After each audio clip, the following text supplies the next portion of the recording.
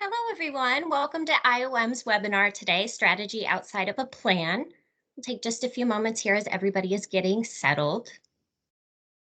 Please note that you have been muted upon entry. However, we do encourage you to use the chat throughout today's webinar. Please answer and ask lots of questions and use this time to connect with other people that are using the webinar today. Got just a few more people being admitted. All right, we're going to kick it off.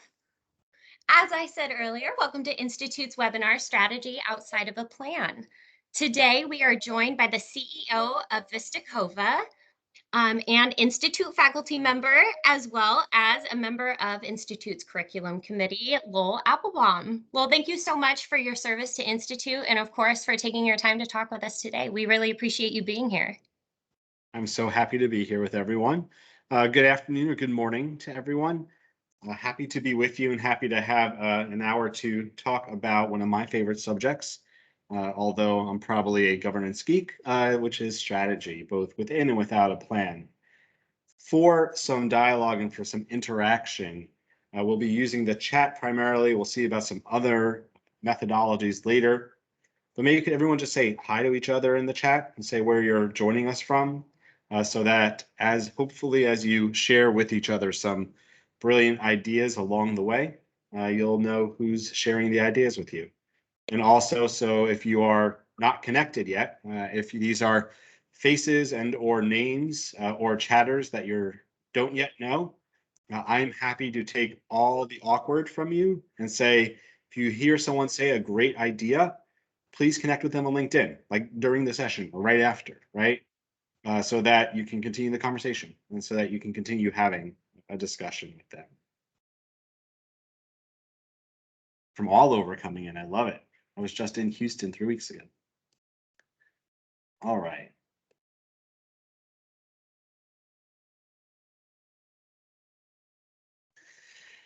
So if we're going to talk about strategy, right? And when we talk about strategy and strategic plan, I find strategy is one of those meaningless, meaningful words, right? You ask 10 different nonprofit professionals what strategy means, you'll get 20 different answers. For at least the purpose of what we're talking about today, let's assume that strategy is a plan of action or policy that's designed to achieve a major overall aim. So that's the actual tangible piece of it, right? That's the plan. But the truth is that there's a number of different components that go into a plan. There's a whole piece of strategic vision and direction that you need to have before you make a strategic plan. And there's a whole set of strategic priorities, of strategic actions, of strategic practices that can guide how you operate, that can guide how your organization, your chamber, your association succeeds. And so we want to talk about them a little bit today. Now, I asked that my bio not be read because I thought this would maybe be a better way to introduce myself. As you can tell, I love strategy to talk about it. And I believe that we would actually each be better if we had our own individual strategic plans, or at least our own individual strategic visions. And so I want to show you what I mean by that. I'm going to show you 3 different examples of what is a strategic vision that helps guide my life. And I'm telling you what we're going to get to because at the end of sharing my 3, I'm going to ask you to quickly compose, just off the top of your head, what would be a personal strategic vision for you? And you'll put that in the chat. So that's what the ask is going to be. So when I talk about having like life strategic plans, right? My professional vision, my strategic vision is to bring organizations master level facilitation so they can in turn craft stronger visions and paths to achieving those visions, impacting their members, community, society, and the world. As I think about the work I love to do, as I think about the impact I want to make, as I think about where's the business I want to grow, this is what guides me in all of that, right? It's a true north to where I'm going to invest resources, to what I'm going to see as success in my professional life. Now, like many of you, I am also a volunteer, and I have some thoughts about how I interact, what my guiding vision is personally in my communal life, my volunteer life. And that is to be of service to friends, colleagues, and those in need, serving as a hub of connection, catalyzing new relationships for mutual benefit. I love to be a nexus, right? I'm a servant leader by nature, And I love in the network of many people that I meet to try to make new relationships, to try to make new introductions, thinking that the most valuable places that we can actually find knowledge and experience and support, as much as I love books, is not necessarily from a book, but it's going to be from each other, right? And so this for me, as I think about where do I want to get involved, what I'll say yes to are places I can do this. And then I'll give one more, and then when I ask you to compose one, right? From Life Strategic Plans, this is my personal one. The big guy in the middle is Lewis. The twins on either side are Junie and Mabel. And so they call me Abba, right? And so my vision for how I am an Abba is that I'm an Abba before anything else in life, right? That we speak every morning and we have jokes or we have a riddle. Every night we just finished reading the 5th book of Percy Jackson. It was a big accomplishment. And so how am I intentional in making sure that there's time and every day to have with the children, right? I speak to my children, right? But I don't just try to speak at them, I speak with them. I always say that if someday my children will need therapy, they're going to need therapy because they'll say every time I asked my Abba a question, he responded with a question. I facilitate my children. But I think it like builds a better relationship with them. I like to give them room to learn and to fail, but also to be safe in that. And every day they will know how loved that they are. So that's like my personal, right? Like, and what you'd see hopefully between these 3 places of vision are first a passion, right? I don't speak about them as a pass off, but really about something that is close, near, and dear to who I am and what's important to me. But also about ways that this vision can help direct where I invest time, resources, and effort. And so let me ask you, if you were to compose off the top of your head, and it could be your professional side, your volunteer side, your personal side, a quick sentence that would be a vision for how you lead your life. What would be a vision that you would say? What would be one place that would be a place that you guide your life? I'm going to pause and actually do the awkward part of a webinar and stop speaking for a moment and let you think about that. And I would love to see an example of those in the chat. Paul, I love that. Help others create their own clear path to success. That servant leadership mindset is wonderful.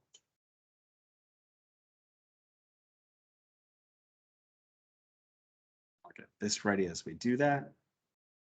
1 or 2 others?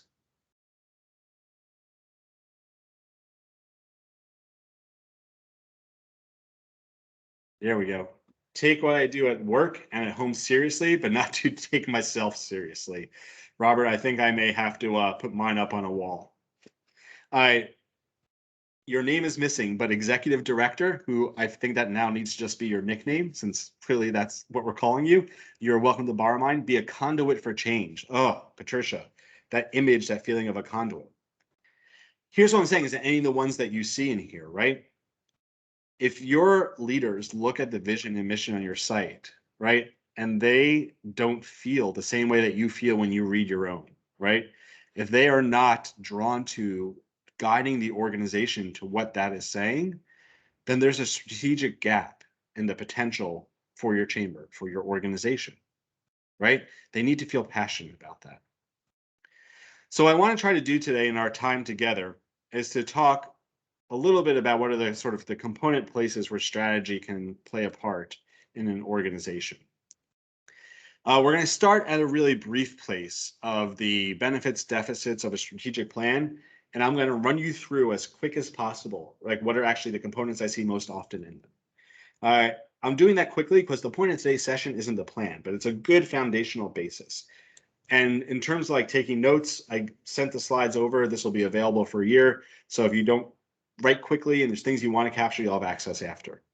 Then I want to spend the most of our time on are what are pieces of strategy that organizations attempt to accomplish to become a more strategic organization that are not just guided by a plan, but through these other practices.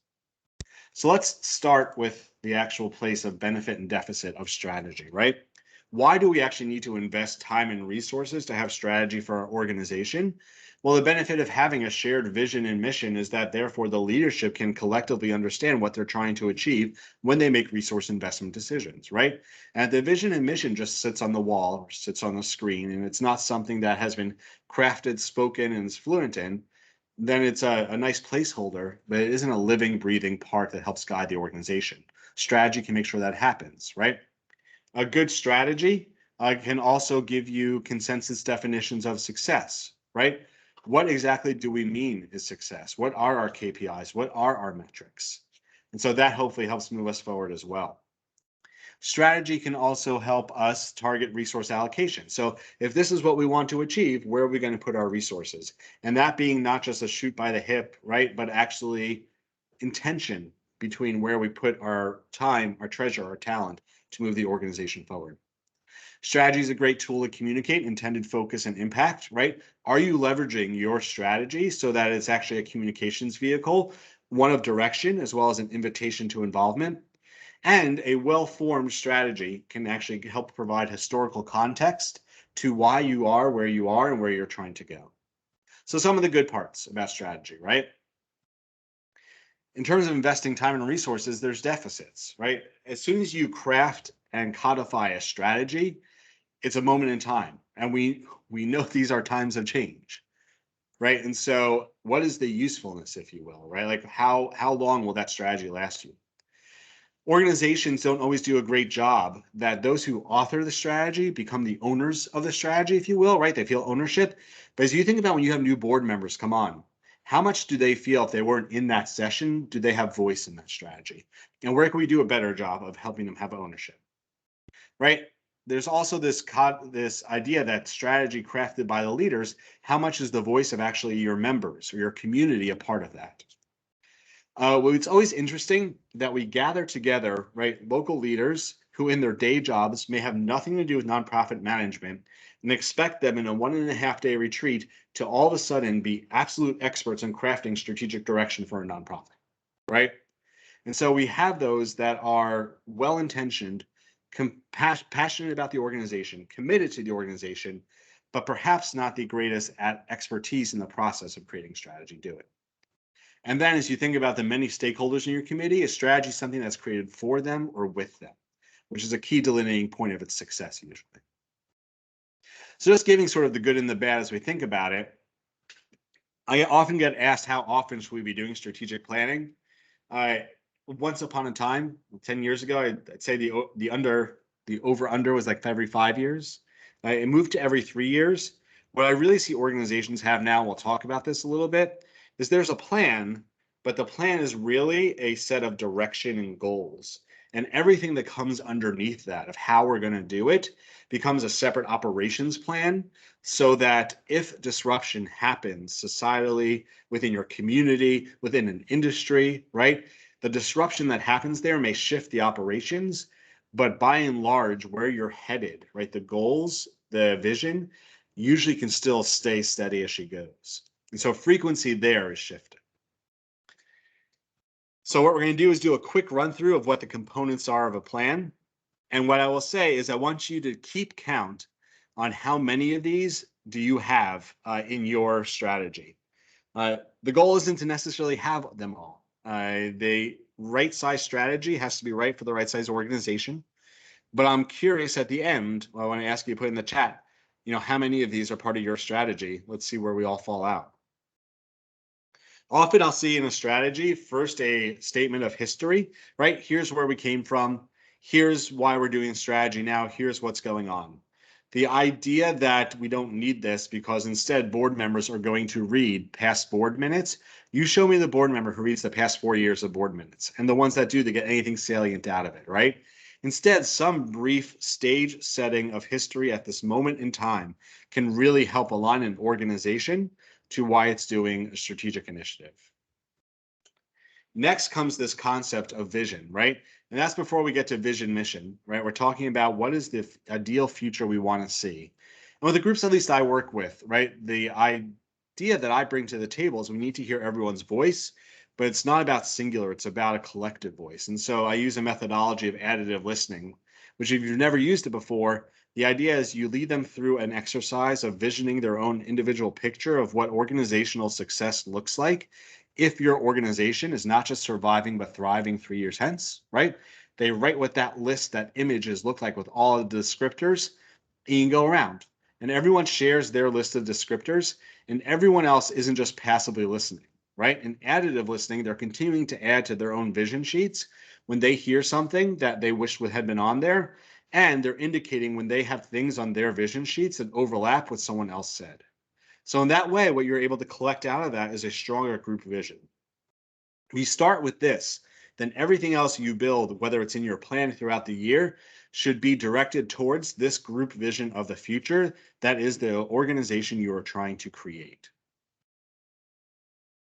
Of course, from there, there's a vision and mission, right? And for many organizations, there's different definitions of these, but this is why you need them, right? There's three reasons why you need a vision and a mission statement. Number one is that a vision mission statement should be the litmus test that leaders use to make any resource investment decisions, right? Your vision mission should be at the top of every board agenda. If you're meeting in person again, right, and you have the little name placards, well, then with the little name placard, hopefully, right, your vision and mission is on the back of it. No one needs to see their name on both sides. And so as you think about that, like, are your leaders, are your board members actually using mission and vision in a way that's going to help them make better decisions of where to invest resources? The second way that a vision mission should be used is there should be resonance in affiliation, right? Whether you're a chamber and you want the local companies to join, whether you are an individual member organization, you want individuals to affiliate. When someone reads your vision and mission, they should read it and say, I want my company to be part of it, or I want myself to be part of that journey, right? It should inspire them to be able to see how their contribution will help advance towards that future. And the third is that your vision and mission has to be a definition to the external, right? Not just those that are part of your organization, but to those that you're going to interact with, so they understand why you exist, what you're trying to accomplish, right? And that could be anyone from legislators to regulators, to academic partners, right? To students or young professionals, to those that are in allied organizations, but in different spaces. So a good vision mission has to accomplish all three of these things. And it's why it's not just something that should sit on the website, but should be an active and vibrant tool for use by the organization. Of the many ways I've seen them formulated, a vision statement should be a statement of the future because of your unique contribution, hopefully less than 20 words. And your mission is how you'll get there, right? How are we going to create that future? What is our strength that we're going to bring to the table? What I've seen that's been very interesting in the past year or so is that at this moment in time when there's been so much societal shift, whether that's social justice issues, the pandemic, the economy, politics, is organizations seem to be having come to the fore a number of key identity questions. They're making them actually, before they can go into planning, redefine who they are as an organization, right? Like for an association, do they represent the profession or the professional, right? For whether it's a chamber, what is our risk tolerance, right? We've been forced into a time of innovation. How much do we want to keep that and imbue ourselves with a process of experimentation that will help us guide where we work and how we make impact towards the future? Of course, diversity, inclusivity, equity, accessibility. Every organization I work with at this point is talking about this. How they talk about it, where they talk about it, what does that mean for who makes up the organization, who's in the leadership, how we think about being welcoming, right? Key places of identity to discuss, as well as the place of money, right? Nonprofit is a tax status, it's not a goal. And so how do we actually still maintain the need for funds that help us drive and build the value that benefits our members, society, the world? So some of the key identity questions that are coming up lately in strategy conversations. We'll get into how to do this, but organizations in a strategic plan then will often focus on audiences, right? How well do you know who your priority audiences are? Who do you need to focus on today to get where you need to go tomorrow? Many organizations will then include core values, right? The key tenets that make you you. What are you going to experience? I'll say that for the strategy work I do, I don't often use core values within it. I think it's important but separate. If core values are going to be what you experience, a strategic planning process per se is what's the future we want to design and how do we get there? They're both important. Some do it together, some don't, but it's usually somewhere within the key strategic pieces of the organization. And then we shift into core pillars or areas of focus, right? You can do anything but not everything. What are the handful of places that you have the strength to make the most impact that will advance your mission? And what's important to note is that for many organizations, these are transitioning from programmatic areas to the places where programmatic areas will advance the mission, right? And so you don't exist to put on meetings. You put on meetings to achieve something. So what are you trying to achieve with a meeting, right?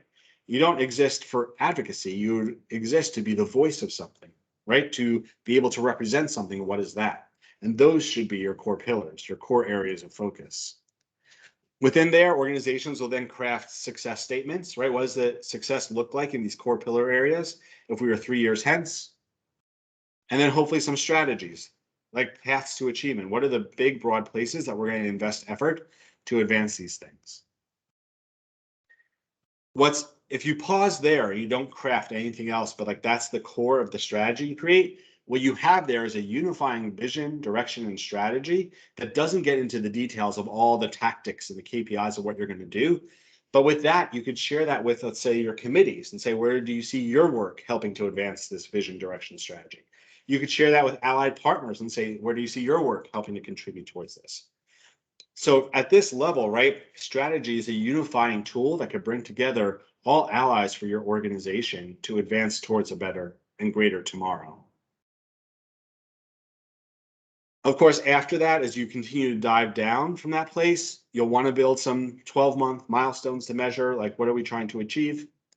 And then separately, an operational plan, right? The action items, the finances, the resource allocation.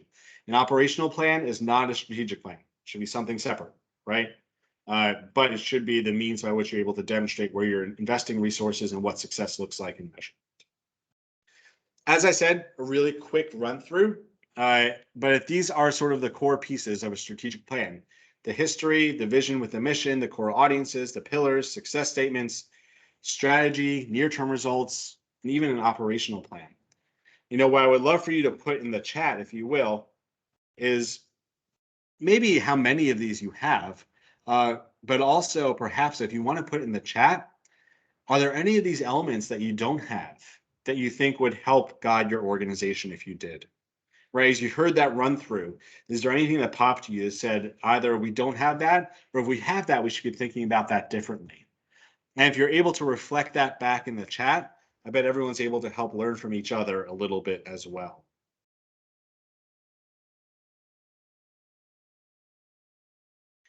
As you're adding that to the chat and learning from one another, what I'm going to want to do in a moment is to switch over now and leave from a place of plan and enter into a place of thinking about what are strategic directions we can invest in that would build strategic competency in our leadership and our organization that is not only contingent upon a plan, right? How do we imbue efforts and practices that give us annual, quarterly, monthly, weekly, daily practices of strategy that complement the plan, but are not actually the plan itself? And so that's what I would like to talk about. I'm just desperately curious, so I'm going to stop sharing slides for a second just to see what some of the comments are. An operational plan is separate. That seems to be a theme. That's good. Near-term results. We're going to talk about that as one of these extra elements in a moment as well. Year 5 of a vision plan. You know, Robert, what I would say to that is that there are organizations that are also doing that aren't doing 5-year, but are doing like 10-year ideal projections, right? Like 5 years are intangible. We can't do it, but we can dream 10 years and we don't have to be worried about the realities of it, right? And so for those organizations that want to imagine a broader, a bigger, better, more robust, thriving community, give me the 10-year elements of that, knowing that we have no idea what the technology is going to be. We have no idea what that's going to be. And that could be a vision as well. Absolutely. All right.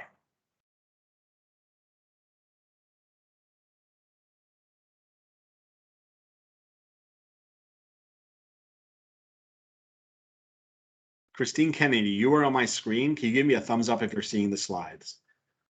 Can you see slides? Thank you. All right. This is wonderful.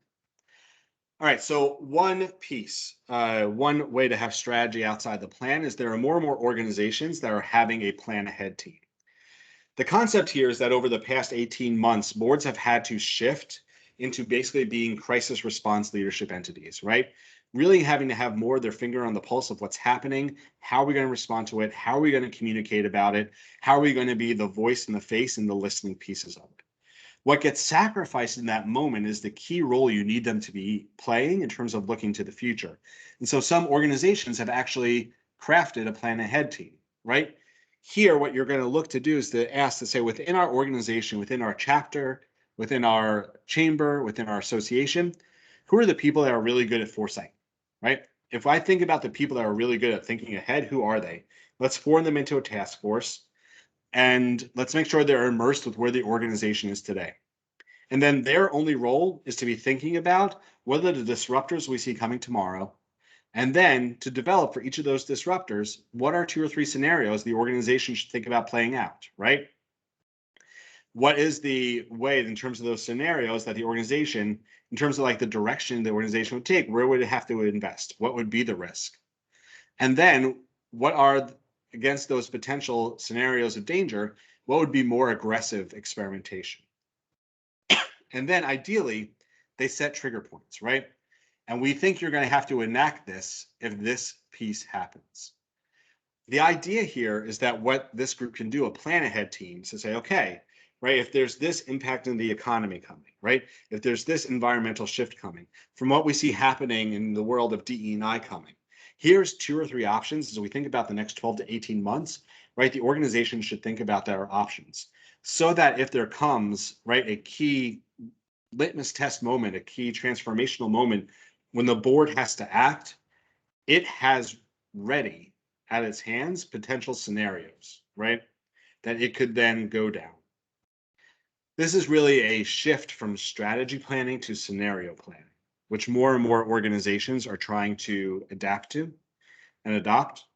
That should coincide, again, with the vision and direction, but ultimately should hopefully give them better thought out options when they come to key decision moments. I'll say the risk of this one a little bit is that this is something the board would typically do, ideally.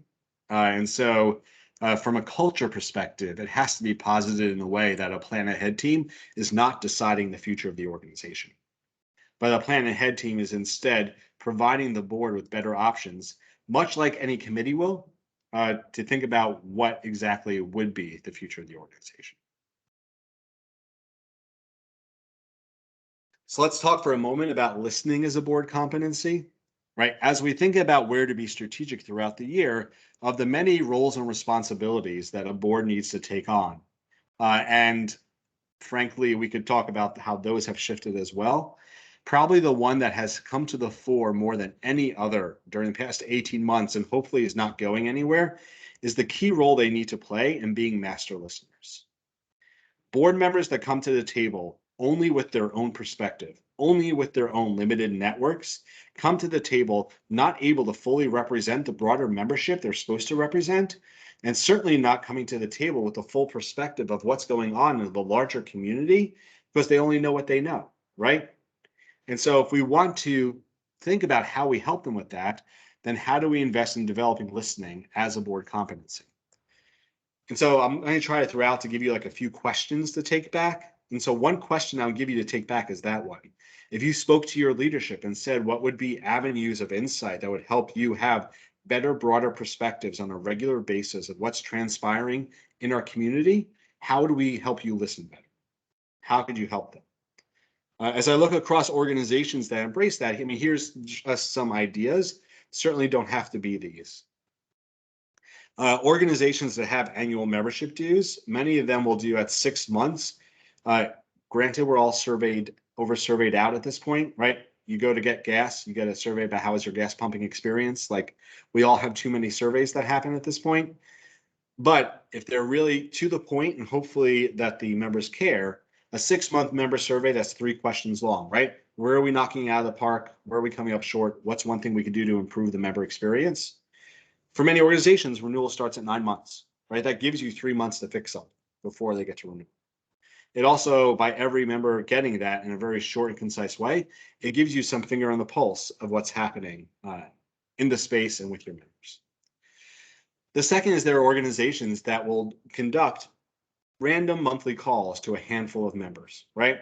And they will assign a board member that in January, you're going to be on 2 or 3 of these, right? And so that they once or twice a year, they're on these. And half an hour conversations of just What are you seeing? How's your experience going? But it hopefully gets the board member back in touch with the membership, right? Member site visits are interesting. These were actually being done somewhat virtually during pandemic. But as you think about when a new CEO comes in, they usually do a little roadshow, right, to go out and visit, or even not when they just come in. Why aren't board members trying to do that as well, to see through the eyes of their members what's actually happening? If you have industry partners, supporters, sponsors, right? Many of them are working in a cross-cutting fashion across your members, right? They're working in a way that they see more than one silo. And so organizations will often, from listening place, form them as an advisory group so they can help give perspective and better say, what do we see as trends that are coming? What are on the far ends of the bell curves that are opportunities or threats that we should be thinking about? The same thing with audience advisory groups. As you think about your membership as a whole, or even outside your membership, your community as a whole, are there specific segments that, depending on what you're trying to find out the answer to program correctly, that you should be asking for their input, right? And then there's always interesting to me when organizations tell me that there's competitors in the space, but tell me they know nothing about their competitors in the space. There are many organizations that actually will have a board member belong to a competing organization, not for a place of plagiarism, but from a place that you could understand how they're positing their unique value, so you're able to better posit your own unique value. And then, of course, there's also not on here allies awareness. I mean, you all are compatriots in this journey, right? How well through IOM are you actually part of your network in your class that you're sharing ideas, that you're sharing what you're hearing and sharing that back to your board? And then the last thing I'll say is, of course, as you go back, it's good advice, Christine. As we go back to events, right? When we think about having these places of wanting feedback, if I was to ask you what you had for lunch on Monday, could you tell me? If you can't tell me what you had for lunch on Monday, if you send out a survey 2 or 3 days after your event, are you really going to get accurate feedback?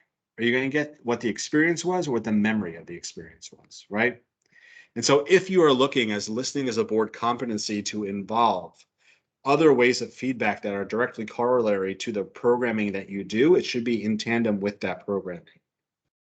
I think one of the best examples I've seen of this is the California Dental Association. They had a member introduce each speaker, not a board member, right, but a regular member, and then come back up 5 minutes before the end of the presentation. And they shared what they learned, like 2 to 3 things they learned from the speaker. So it was that member all of a sudden became a teacher as well. And then the last 4 minutes, everyone did the evaluation before the end of the session while they were in the room, right?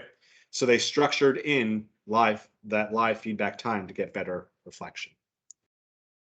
This is certainly not a comprehensive list, right? But if you had all these places of input, and the question I would ask is, as you think about where you're getting input for your board, are there other places that you're utilizing? Are there other places that you're bringing them ideas and perspectives? And if so, share them in the chat so everyone can learn from you. But as you're thinking about all these streams of input, the one final thing I'll say about this one is, as you think about listening as a board competency, what I would hope you would have assigned either on the board or either you playing the role of master listener, right? Who's actually curating to come up with what are the trends through what you're seeing, right? If the same topic or the same piece comes up through a dozen of the 6-month surveys, through 2 of the monthly calls, right, from the partner advisory group, right, if that same topic comes up, that probably needs to get on the board agenda for discussion. And so in today's day and age, there's no shortage of input, right? That's not an issue. It's the translation, the curation of that input into meaning. And so for listening to be a board competency, we have to think intentionally about how we're designing the input. And then we have to concurrently think about what are the tools we have in place to translate that input into curated meaning, so they are focusing on that which is most important. Does that make sense, I hope?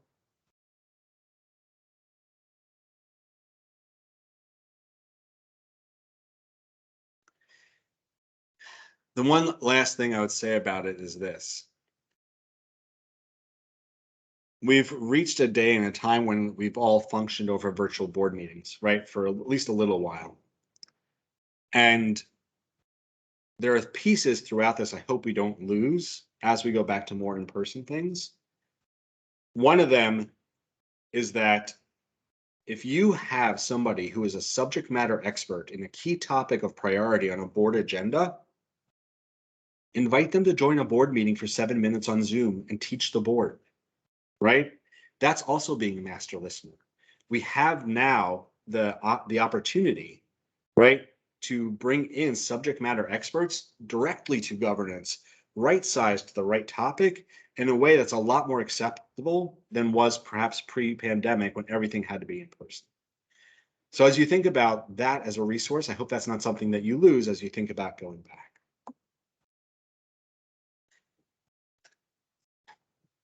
So for many organizations, the strategic refresh that's happening is this idea that so much has changed that we had a 3-year or 5-year plan, but how do we actually now right size what we're doing without disrupting everything we had in place?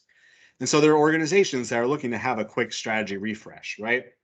And what they'll do is they'll do a quick gathering of saying, who are the people that have the finger on the pulse of what the next year looks like, right? And so as we go through this transitionary stage of post-pandemic, what's coming next? What do we need, pieces we need to put in place? We have the right people in the room. I'm going to put out there, the board members are not always the right people in the room. My guess is you didn't always pick your board members to be people of foresight and looking forward. Hopefully you picked some really good finance people on there, or some really good communications people on there, right? Or some that represent different parts of your community, right? And so as you think about those that are going to be well enmeshed in not just today, but in what's coming tomorrow, you bring them together. You have them confirm the vision and mission. And then you hopefully have them say, okay, if we were together like in 12 months, what would it look like? And what does that mean it needs to look like in 6 months and 3 months? I'd say we're in a period of transition right now where at least for the duration of 2021, having quarterly goals, quarterly measures of achievement are going to help us transition to a greater place of stability. So if you don't have quarterly milestones, I would get a group together and try to do that. This is the question, as I give you questions to go back and discuss.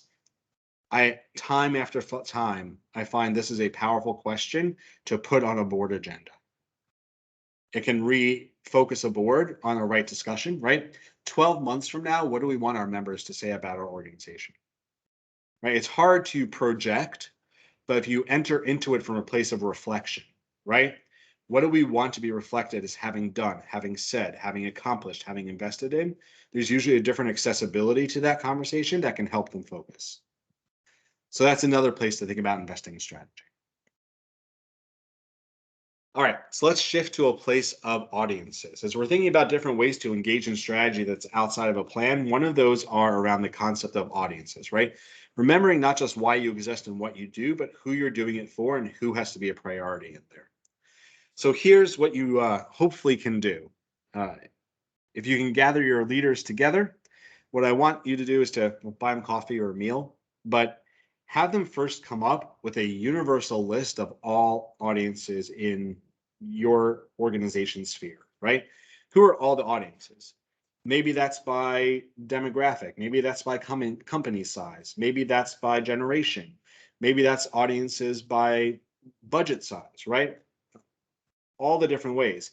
By the way, recognize I'm saying audiences, not membership types, right? And so some of them may be members, but if you do any sort of like local government advocacy, those are audiences in your universe, right? Regulators are, educators are, students coming in, potential places, entrepreneurs could be, right?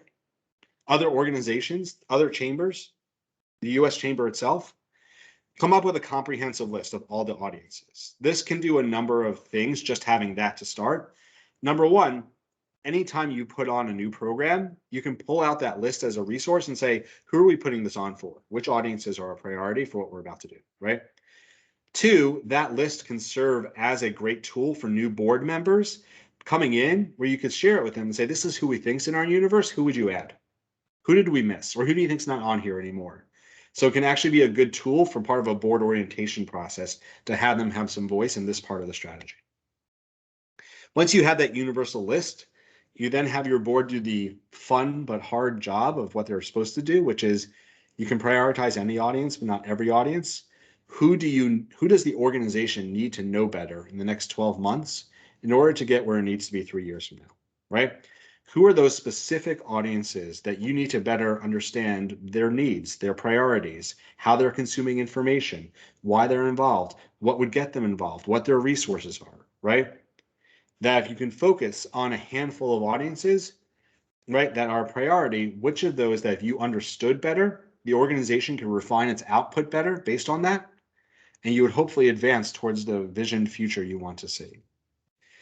If you actually identify, right, who these core audiences are, and then you can set up task forces or committees, or even make your own efforts to conduct some interviews or focus groups, right, or get some perspectives to hear what the needs are, to then right size your solutions, and also to say what we don't know. You then can have a running list of audiences you're discovering, right? Tackle 2 or 3 at a time, and then say who's next on the list. And when you accomplish one, and in 2 months or 3 months, you can say, okay, who do we need to know next? Who do we need to know next? As you think about a place of like board involvement and strategy that's outside of full strategic planning, an annual part of your board onboarding cycle with the new board as a whole should be, as we think about the next 12 months, what are the audiences we need to learn more about? How is that going to help us? And that gives every new board cycle a way to have immediate impact into a place of discovery that will then allow them to make better decisions and hopefully allow the organization to refine what it offers, right? And so that kind of ongoing core audience list. As a side note, from a reflective place, as we think about historical documentation, being able to say, last year, here's the audiences we focused on, here's what we learned, right? You do that 2 or 3 years. There's some longitudinal in that as well. We focused on young professionals in 2021. We're going to come back to young professionals in 2024 and see, like, with generational shift, is it still the same? Is it not? We have to prioritize them again. I know I'm running through these, and we have more to go through. I just want to sort of like lay the groundwork that like you should not be expected to do all these things. These are options, right? Which are the best fit for your community is hopefully what you're taking out of this. So let's talk about a program impact matrix. Do you have, and if you do, say yes, I'll be interested to see. How many of you have an annual process by which you measure the programmatic impact on finance and on mission of all of your outputs? If you do not have some way that you're measuring this on an annual basis, then how do you know you have the right size investments for what you're trying to actually create? What I find matrix can actually help hopefully your leaders say no a lot better. The most powerful organizations aren't the ones that are really good at yes. They're the ones that are really good at saying no. Because the more you can say no to the wrong things or the small things, the more resource you have to say yes to the really important things, right? And so the concept here, right, is that you list every single program, product, service, effort that you make. The next column is that you would list out what is the annual net revenue that brings in. And the next column, you ask all of your leaders on a scale of 1 to 100, how would you rate each of these things in terms of their impact on our mission? And what you then come out with is an XY axis where everything is mapped out, right? I can share the article after. Oh, that came out low res. That's a little bit better. I'll share the academic article this comes from. But what you get, right, is you get some quadrants. You get quadrants that are not based off of gut instinct, based on like, this is what I like, but of actual return, right? And you'll have the quadrant that's like high mission return, high fiscal return. Like these are your places of strength. By the way, hopefully these are the places that line up with that audience exploration you do and what they need, right? And then how do you invest more in those places of strength to be superlative? You'll have stuff that's going to be low fiscal but high mission return. If you do a board retreat or board meetings, right? Like those are things that you need to do. It's for good of the order. And as long as there aren't too many of those, that's okay, right? You're a nonprofit. And then you have that fun quadrant that's low mission and low fiscal, right? The stuff that perhaps once was of great value, but no longer is. It's diminished. Or perhaps a board member says, this made my career, this made my company's business, right? And it's an amazing program for the 5 people who go to it a year, right? And that's really where you want to focus then the subsequent discussion on capacity, right? For us to have capacity to innovate, for us to have capacity to create, we can do anything, not everything. how do we either modify these things or sunset these things so we have the capacity to add on here the things that we need that aren't here yet? If you do this as an annual process, right, what you'll be able to start to build is longitudinally what things are trending up, what things are trending down. Not for nothing, also, you could read the article I'll send after, but the size of the circles for organizations that do this well are based off of staff time, right? How much is each thing taking from staff's investment? So if there's something that's making a little money, it's great, but if it's taking a huge amount of staff time, is it still worth it?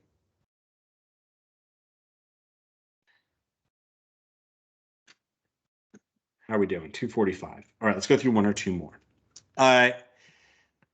So we've been in a space of forced innovation, I'd say, over this time period. And what I would say is that how much is what you have learned over this time period about how to pivot and innovate going to become part of your culture, right? So if you think about where you need to innovate, where do you need to create that which is new? I'm assuming that you're able to put your finger on the pulse of what those subject areas are. And if not, we can have that as a separate conversation around foresight. But as we think about the strategic response of being able to quickly innovate, right? How do you then know your community well enough to bring in the right voices, right? How do you focus the need that you're trying to meet to properly say what's the central question we're trying to innovate around? Has your board had at least an annual, but a regular conversation around what's our tolerance for risk and failure, right? We have this strategic fund set aside, right? We have our reserves. They'll keep us going for 6 months, 12 months, what have you. If you have more than 12 months, you probably need to invest some funds in some innovation. But also, we also set aside X amount of dollars a year that's in a strategic investment fund.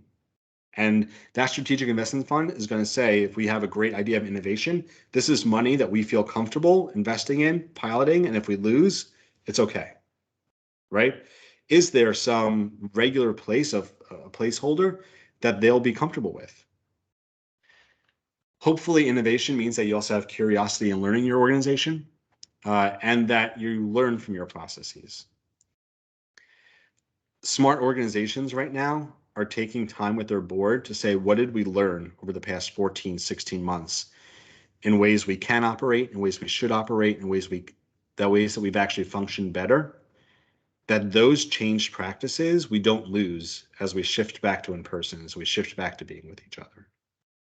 That is a good reflective conversation to have as well. That's very strategic. And you have the question there, right? That's the question I would pose. From our own past year, what strength have we found? And if we were our own case study, what would we have done differently? Right? If you had known in January 2020 what would have happened in March 2020, what would you have done differently?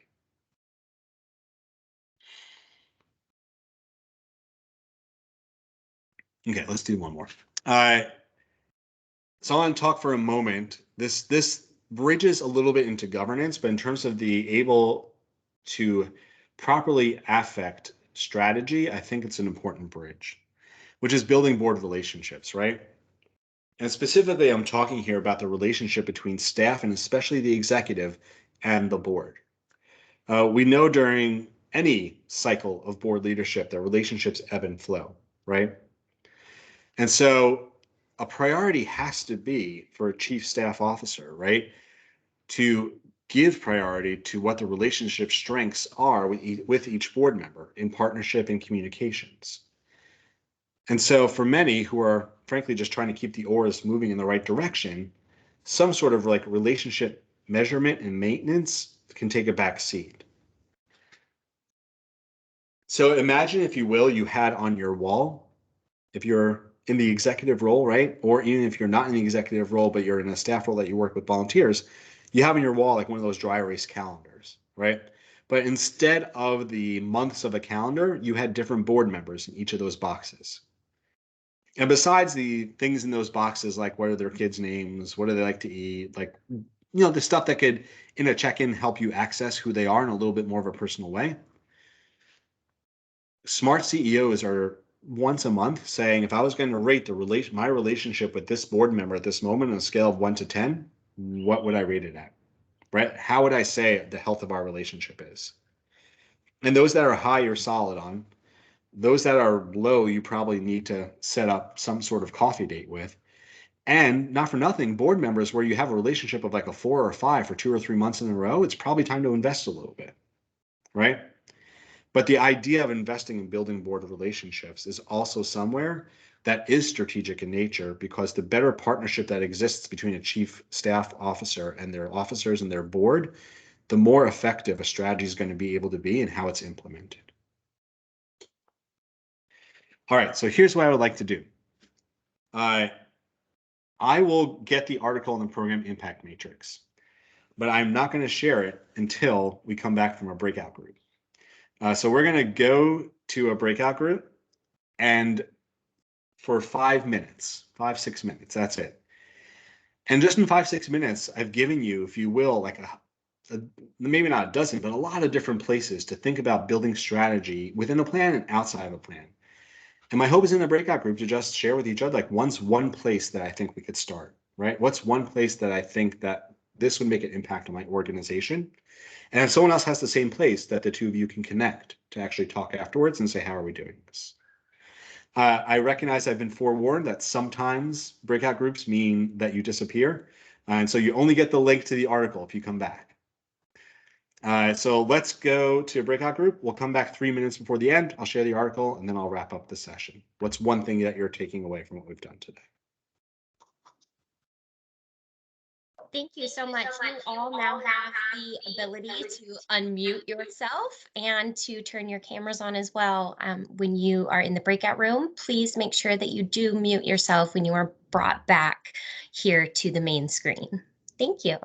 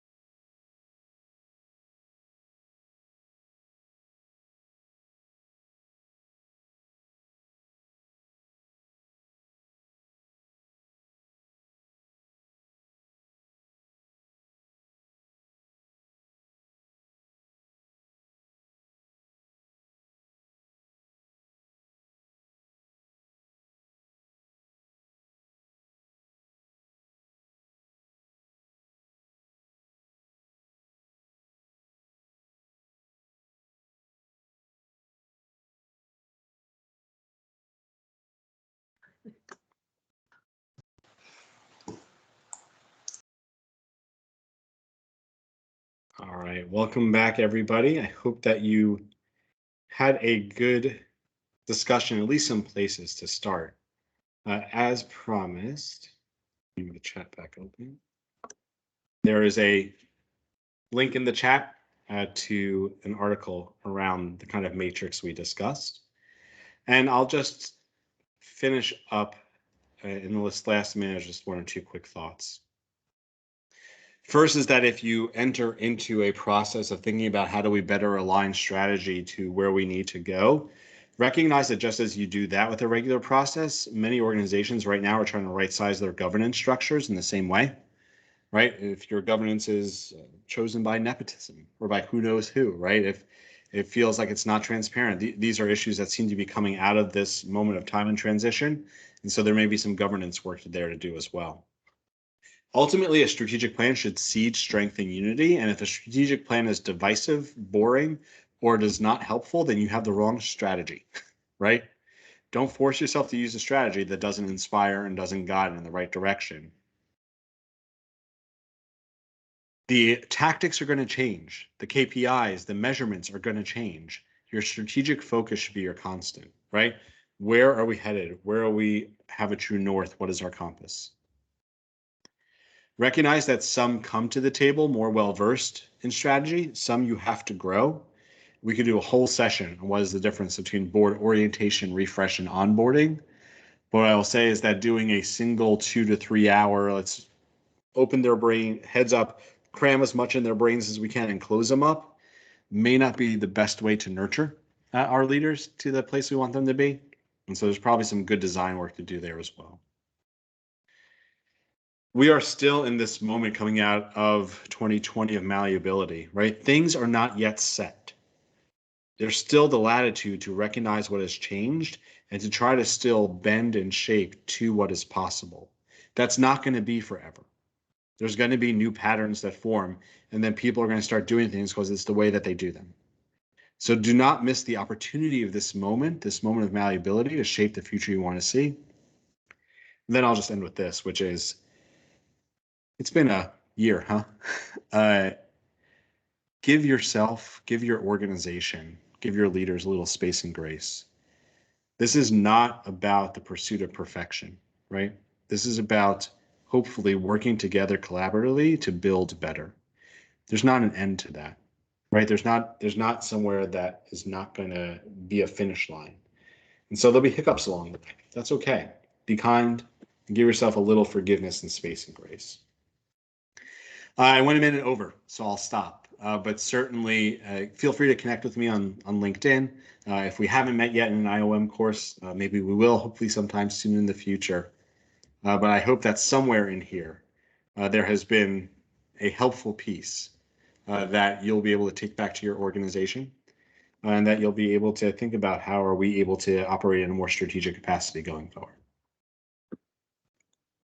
Well, thank you so much for your time and expertise today. We really, really appreciate it. I love that you held your materials hostage until the end. We all complimented that in my breakout room. So thank you again. We look forward to seeing you in classes. Thank you to everybody who joined our webinar today. A recording of today's session will be available at institute.uschamber.com. We look forward to seeing you again soon. Goodbye, everyone.